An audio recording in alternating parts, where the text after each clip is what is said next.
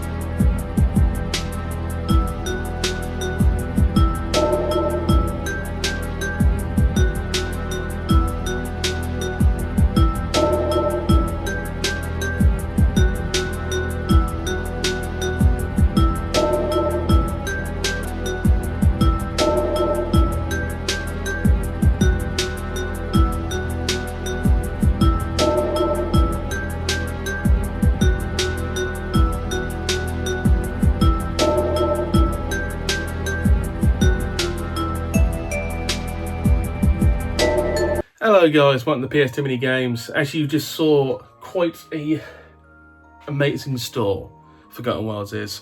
I didn't intend to film for 12 minutes, it just happened. But what didn't expect was how much money and how much things we bought.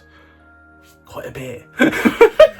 No, I know I've spent too much again this year. By the way, still got the sore throat, but it's better than it was last time. So the voice is nearly there, but we're about rocking 80%. Fantastic, because to be honest, sore throats fucking suck. You might notice the laugh is still not there yet, so I'm not fully 100%, but the enthusiasm is back, because when you're getting better and feeling better, it's always a high. Anyway, Forgotten Worlds, the last destination on the Scottish tour. And let's be brutally honest, I never planned to go to so many places in Scotland. I planned 2 CEXs and Forgotten Worlds. To hit 6 CEXs was actually quite astonishing. Forgotten Worlds was always going to happen though. For those who wonder where Forgotten Worlds is, it's outside a small town called, I believe it's Steventon or Stevenson, I'll put it underneath. I believe east of Kilmarnock, south of Glasgow. So basically on an industrial estate in the middle of nowhere, which I'm all for because that means parking's going to be easy as hell and the only way you can get there is to drive to it. So only the hardcore people go there, not random people. Awesome. As you saw, there's quite a few people there, so a lot of people drive there. I'm assuming they do phenomenal good business. They did when they saw this motherfucker. See any pigeons yet, Dad?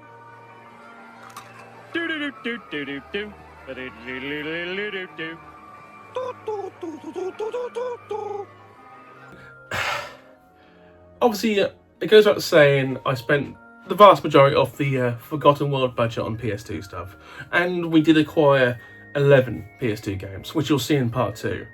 But we also got a few N64 items, 5 to be exact, 2 cartridges, and everything else was boxed. So, good stuff, and you'll be seeing that very shortly. But, as you may have noticed, there is no second camera this time. That's not because I've given up on the 2-camera system. Now, I will be rocking it. But the second camera is in the other room right now. Why is it in the other room? We will be going to the other room very shortly. Yeah, the last phone, obviously... Sorry. 3, 2, 1. Obviously, the last phone... I keep every phone. I don't trade them in. I keep them. Because you can still use them in the film. And the last phone, apart from, like, running out of contract and the... basically, the charging port wasn't working for the microphone anymore, so that really helped getting a new one. But it still films. So for like CX roulette filming, where you got the camera just looking perfectly down on the game or an item, it's still brilliant. And obviously filming the corner, because I will always use the audio of this camera now, the newer one. So I realised I've now got a good to excellent chance of setting up an actual decent like CX roulette style camera ship. What the fuck does that mean? Oh god, I'm still struggling. What that basically means is I've got 2 cameras, one to film down on and one to film me, because some people love the like CX roulette like filming aspect of filming the game while talking about it, and I've always wanted to do it correctly or properly. Done it a couple of times in the past, but it never really came off well. This time I think it's going to come off very well, because I've actually put effort into it. I'm not even kidding, I've put some decent effort into this one. And I've got a few extras also. You also get to see the first signs of me actually trying to turn the other room into the N64 room. It's going to take time, it really is. Everything I want to do it's going to take a long time, to be perfectly honest. But I've currently got all the boxed items in there that you've seen, just sitting there like thingy, just chilling for the time being. I've got to work out how I want to position things, but it's still, you'll see them in the background. It's still like they're there. Unlike like this room, the other room is slightly smaller, but obviously the N64 collection was a lot smaller than all this, so it should work out. So happy to be back in the games room. I mean, this is the second episode back, and it's so much more easier to film in this room. And hopefully it'll become the same in the other room. Hopefully there's no echo in there. There should be echo in the room. It's got quite a few things in there, but haven't filmed in there in months for obvious reasons. And should come off hopefully quite well. Anyway, future plans. As stated before, the next 2 to 3 weeks we'll be wrapping up Forgotten Worlds and there's random extras. Hopefully, in November, I will start actually sorting this out because I keep mentioning it. I need to speak to Gamer Rarities and Jonathan Neil Smith, start and sort out the buying that lot. Me and Dan might be going on a unplanned road trip in 2 weeks' time. Dan mentioned Colchester and Braintree, so that might happen, that might not, but it'll be good to see if it does. 2 road trips in 2 months, goddamn, where did this come from? The lack of gaming markets, obviously, it's been disappointing, but for real life issues, they've been unattainable. The one gaming market I hope to go to that's still this year is in Doncaster. It is late November.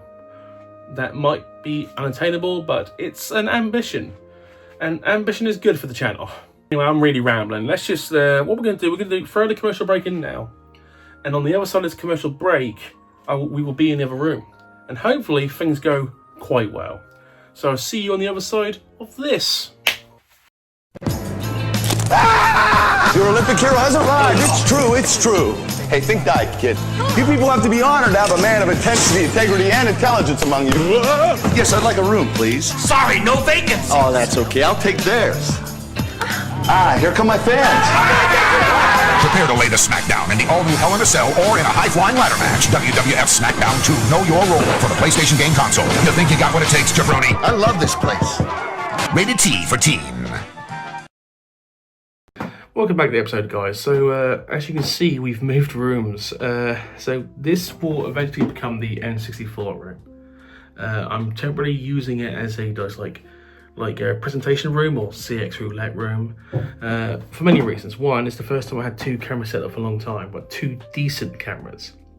So actually, this could come off quite well. As you can see, I'm trying to show off that it's all happening at the same time. Also, it's like, I'm actually about using a good table for once because you try to use the best you can. Oh, there's one thing I'm forgetting, bear me a second. Right, I'm back, guys. So, this might be a one and done thing for this, but I've gone full piss take this time. Glove. It doesn't fit though, so I might not do this, or, because, like, yeah, it kind of fits. Because I've always wanted to use like black gloves or thin gloves, just not like porcelain, just like try to keep the quality of stuff in future kind of thing. So plans. So obviously, any boxed games I will be getting like plastic sleeves for to keep them as fresh as possible. That's just kind of like a temporary setup. Also, these actual shelves will be going. They'll be gone. They're temporary as always. The squares from behind will remain because that's actually a solid build from like a year and a half ago.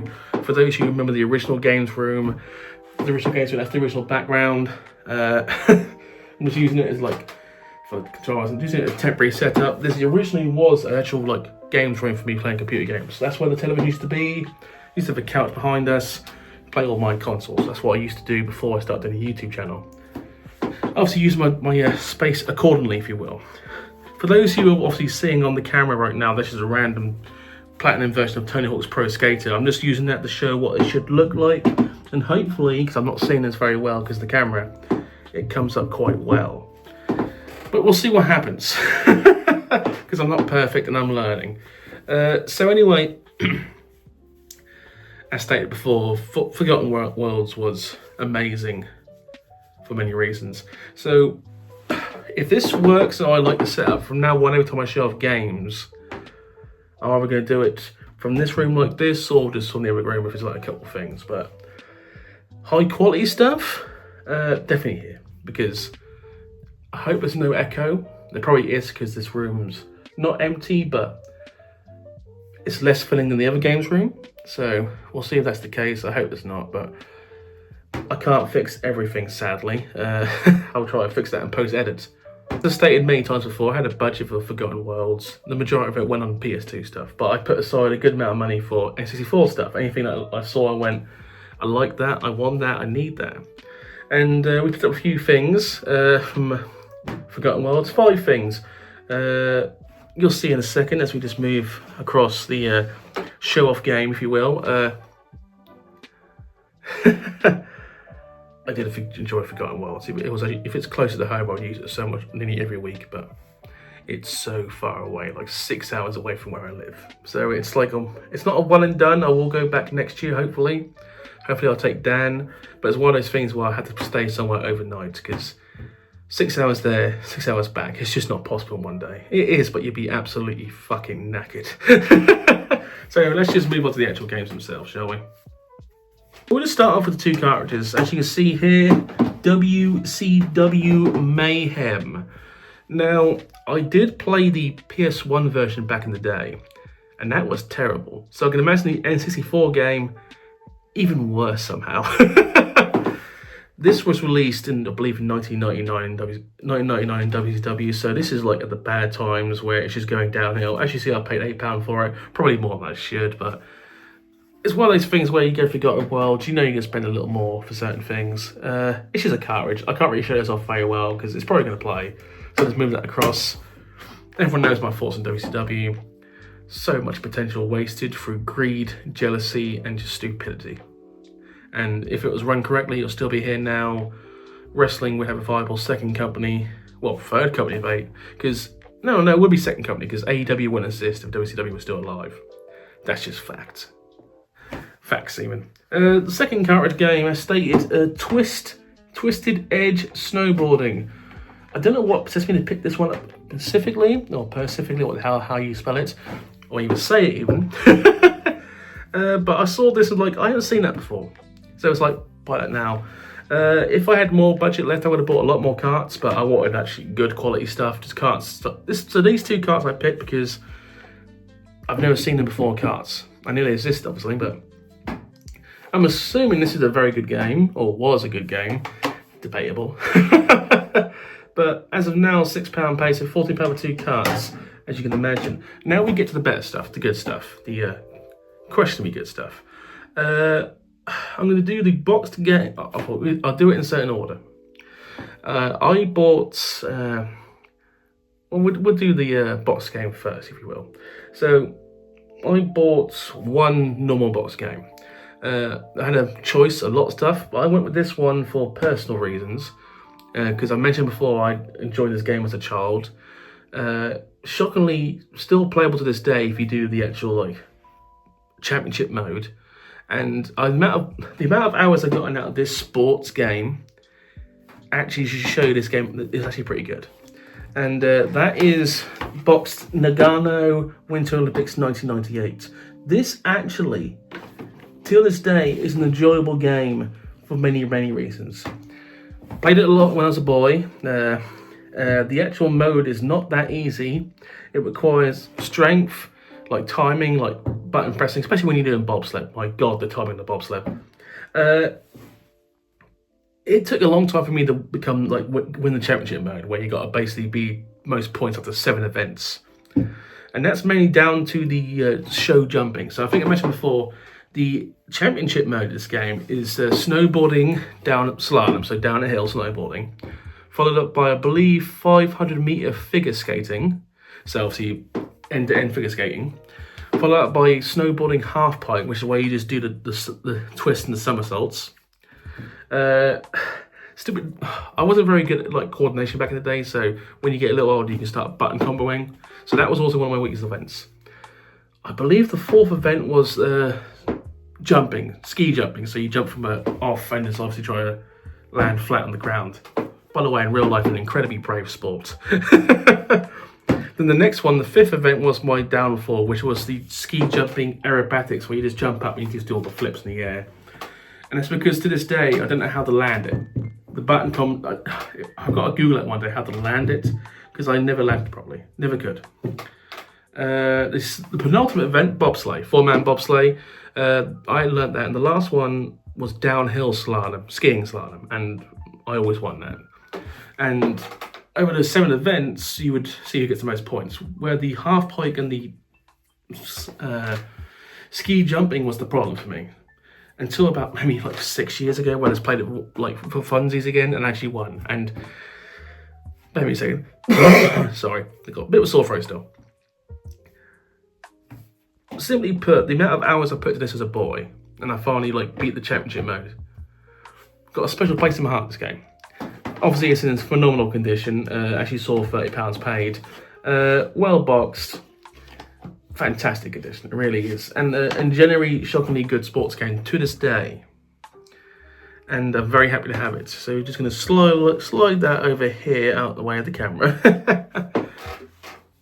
People say, how do you enjoy these sports games? It's like everyone's got that one game where they played way too much of. That's one of them.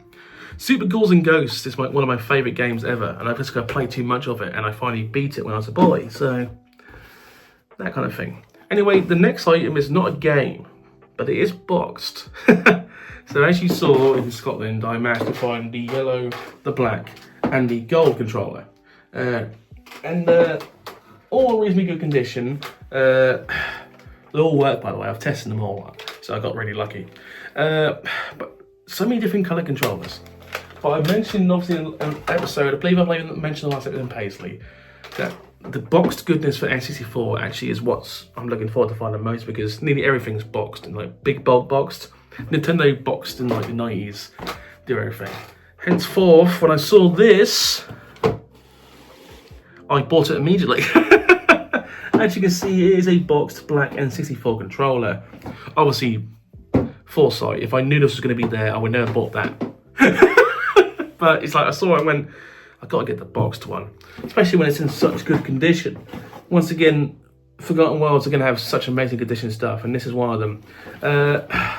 Just amazing condition for a controller made in the late to mid 90s. I haven't actually opened this yet, so we might as well try it now, because I think you can just... I'm so worried I'm going to break it, you have no idea. So I'm just going to open the side. I'm assuming this is like... Here we are. And just... Well, it's black. Dust on it, obviously, because it's been opened before, because obviously it wasn't perfectly sealed, so... But, yeah, it's not been used. I can tell by the way the button's pressed down perfectly. And all that is, yeah, that's a stiff. That is stiff, which means that's bad. That's not been used. This is new. This is about as new as it's going to get. Not sealed new, but not been used new. So that is a phenomenally good find, obviously. Dust, obviously you can't avoid dust. Dust is always going to happen because it's been opened before. Dust gets in everything. Wasn't perfectly sealed. That's going to happen.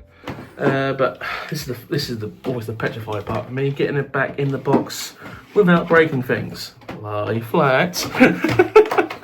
Easy, Adam, easy. I actually hope to find every colour boxed, which sounds like that's gonna be a hell of a mission. But I've seen the yellow one boxed a couple of times at events. I haven't seen any other colours boxed, so even the normal one is hard to find boxed. But the black one, I was like snapping this up immediately, and you can imagine I was elated to do so. Right, on to the last item. Now this one wasn't that expensive because I think it's reasonably common for like bulky stuff, but it was in such good condition, and I do not own this, that I thought I'd get this. And people probably assume already know what I've gotten because it's quite a big item, but if it is going to come from the front here, I present to you the Rumble Pack edition of Lilac Wars, or Star Fox 64 as we know it. So obviously, came with the Rumble Pack. I think Rumble Pack by itself will cost you about 8 to 10 quid at a CEX, so it's not that expensive an accessory. But the box itself is humongous. I'm just going to take it back and just going to... There you go. just for scale, it's a big box. And if we just take... There we go, just for scale. It's a big box. It's the biggest... It's not that much smaller than the actual box console. And it looks in shockingly good condition, apart from like down here, but you're not going to find much in perfect condition anymore. It does still, well, I'm assuming you can open it, but this end is still got the original circular seal. So, opening this should be quite interesting. I'm going to have to because it's not sealed, so if it's not sealed, I'm not going to open it, but here we go. Just going to remove the edge there, because I needed 2 hands for that, really did. Open the side there, here we go.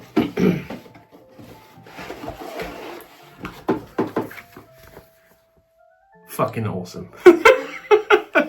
I knew there was something like this in there, but look at the size of that. Just straight up magazine. straight up. This came with every version, obviously. A full-blown A4 magazine telling the history of Star Fox, who the characters are, the controller. It is awesome. Obviously, that one is in French, so hilariously, I'm assuming this is universal, because this is PAL version. I'm assuming this is the English version, but it says a lot like Wasn't Afraid. But if you notice in the manual, and I'll show you now, English is not the first language. English is on page 64. So I'm assuming it's in the English version, but I'm assuming this was just like universal for every country to please everyone. There we go. British version with the British flag in the corner. It's just the same story, the same like controllers and such in every language, and it's well written and the colours pretty good. So I'm assuming this was the universal PAL version, not just one version. So anyway, we'll move that out of the way. And obviously, the game, obviously it's just a card, this is the thingy. And most importantly, the Rumble pack. I wonder if it's actually like with batteries. So obviously we knew it's been before, so it's been used before, but it's just like, I am assuming that's what comes with the whole thing, because it's just it's a game. Obviously, it's not going to be box in a box. I don't think there'll be box in a box, but you understand what I mean. So, when I saw it was only £42, I was like, it's just going to be a game with some like extra. And the actual manual itself is probably the box and the manual, the big ass manual, is obviously what you're paying for, and the Rumble pack. So, I think the game, the cartridge itself is probably worth £8. The Rumble pack's only worth about £8. The box of the manual costs the rest of it. I think the corners factor alone, I'm going to give it a pass. But yes, let me just quickly. I'm sorry, guys, for this, but I'm sorry. I usually would cut things, but obviously, it goes without saying. When I change things in the edit so I will make the prominent camera bigger for that point. So I will try and do that. So I don't know how I'm going to do that, but I'll try. But anyway, I'm just going to leave that there for now. I can't get it all on the camera, hilariously. So, once again, Forgotten Worlds, fantastic store. You can be seeing more of it because the next episode will be the PS2 side of it. I'm just going to tell you right now, we got 11 PS2 games from Forgotten Worlds. 80% of the budget went on that. So, if you can roughly guesstimate money-wise, you can see how much I spent on this lot, and that's only 20% of the budget I spent that day. So basically, I spent the whole month's budget and a little more in Forgotten Worlds because I knew I was going there, and I've been basically saving for about a month or so. Paid off. Obviously, I'm in a situation in my life where I can use leftover money to buy some of this stuff. No, obviously the vast majority of people can't. I'm very lucky in my life. I understand that. But honestly, this is probably going to be the biggest singular spend of, well, it's the biggest singular spend of this channel's history. And my collecting history, to be perfectly honest. In one day, spending that much in one day. Never done that before. That's a new one, so don't expect this to happen very often. This is going to happen maybe once a year. Because you put a little aside each month to do this kind of thing. And I've probably been putting stuff aside. Once I knew I was going on holiday in Scotland, probably putting the stuff aside for about 4 to 5 months. So there you go. Anyway, part 1 is done. I'm not going to go back to the games, so I'm just going to finish it here. Please comment and subscribe. Please tell me if you like this new setup for like showing off games, because I actually kind of like it. I think the white gloves takes the piss a little, but I actually kind of like wearing the white gloves. So once again, that's a work in progress. A lot's going to change. Put a lot more effort into it, trust me. Some of you might see some more up there, and obviously the fucking wood varnish can. Work in progress. I think this is probably, it might sound stupid out of all the stuff to find, I think this is what I had. This is the one thing where I saw immediately, I was like, buying it now. I don't know why. I think it's because box controller. I think it's because it's just cool. That, and I mentioned last time, the PS2 stuff. it came in like a plastic container, just not even half as cool as like boxed cardboard. Never is, never was. I think back in the 90s, like all that stuff, Nintendo was way ahead of everyone when it comes to like beautiful boxed art. Super Nintendo box to this day is still spectacular. Someone did ask if I'm going to try and collect every N64 console. Do you know how many different colours N64s were sold in Europe? A lot. We're talking multiple thousands of pounds just in consoles there. Unlike the PS2 era where it's just like 4 consoles, different colours we got multiple ones for N64. Just look at CX. I think the most expensive one, I think it's like orange. Because like, I don't know, but it's multiple colours, but yeah. Anyway, I'm really sidetracking. Generally, thank you for watching this. I will see you for part 2 sometime in the future. I think in between I'm going to do an episode on something else because I want to try and film this properly because I'm editing this one. So I will see you guys later. Have a good day. Bye.